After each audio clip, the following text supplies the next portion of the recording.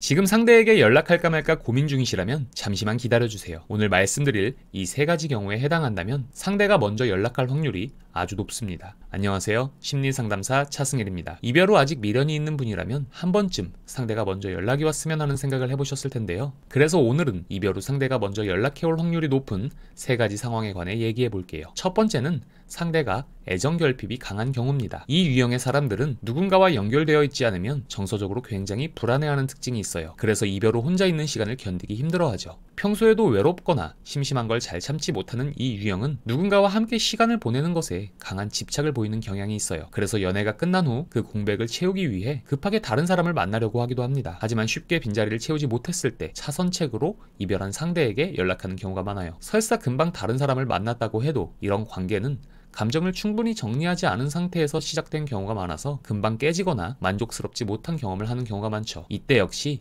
익숙했던 여러분에게 다시 연락할 확률이 높아요. 하지만 여기서 주의해야 할 점은 자신의 감정에 이끌려 충동적인 연락일 확률이 높기 때문에 연락이 왔다고 해도 바로 재회의 신호로 받아들이기보다는 상대와의 관계 회복과 문제 개선에 대해 확실하게 짚고 넘어가야 한다는 걸 꼭 기억해 주세요. 이어서 두 번째는 이별 후 불안정한 심리를 직간접적으로 노출하고 있는 경우입니다. 예를 들어 카톡 차단과 해제를 반복한다거나 SNS를 염탐하거나 주변에 내 얘기를 물어보는 등 내 주위를 맴도는 것 같은 신호를 보이면서도 정작 연락이 없는 경우엔 본인이 이별을 통보했기 때문에 다시 연락하는 것에 대해 조심스럽다던가 관계에 대한 확신이 없다거나 등을 이유로 연락을 망설이고 있을 확률이 높아요. 겉으론 이별을 받아들이는 것처럼 보여도 마음속에선 여전히 감정의 갈피를 잡지 못하고 있다는 신호인 동시에 직접적인 행동까지는 망설이고 있는 경우죠. 물론 제가 상담할 때는 이런 행동 하나하나에 의미를 두지 말라고 말씀을 드리지만 적어도 일정 기간은 상대의 감정적 변화로 인한 행동을 지켜볼 필요가 있다는 거죠. 이런 유형은 이별에 대한 생각과 미련이나 그리움의 감정이 충돌하면서 감정 기복이 반복되다가 감정이 한번 크게 요동칠 때 충동적으로 먼저 연락할 가능성이 높기 때문이죠. 그러니 조급하게 먼저 다가가기보단 상대가 본인의 생각과 감정을 스스로 정리하도록 일정 시간 동안은 지켜볼 필요가 있죠. 혹시 마냥 기다리다가 상대가 마음을 접으면 어떡하냐는 생각이 드신다면, 만약 상대가 혼자서 생각을 정리하고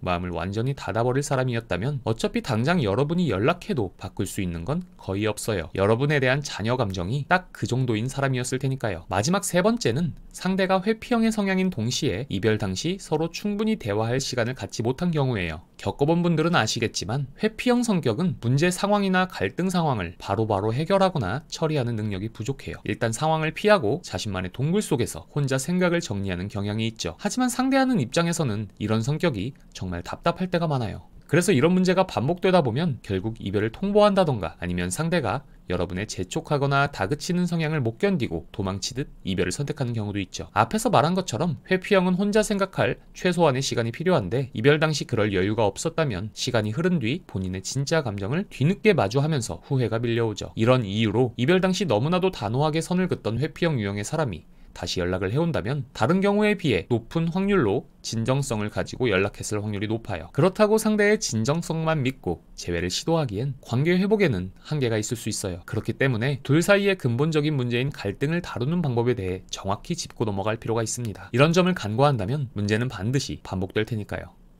오늘은 상대가 먼저 연락해올 확률이 높은 세 가지 상황에 대해 말씀드렸는데요. 재회를 바라는 분들이라면 사실 상대가 먼저 연락이 오냐 안 오냐보다는 어떻게 상대와의 관계를 회복할 것인가에 초점을 두셨으면 해요. 상대가 먼저 연락이 온들 근본적인 문제 해결을 하지 못하면 결국 재회는 실패로 돌아갈 확률이 높기 때문이죠. 그렇기 때문에 본인의 상황에 따라 구체적인 해결책이나 재회 전략을 세우기를 당부드리며, 혼자서 이런 과정들을 진행하기 어려우신 분들은 우측 상단 또는 채널 정보란을 확인 후 1대1 상담을 신청해 주시면 구체적인 솔루션을 제시해 드리겠습니다. 오늘 영상이 도움되셨다면 구독과 좋아요 부탁드립니다. 감사합니다.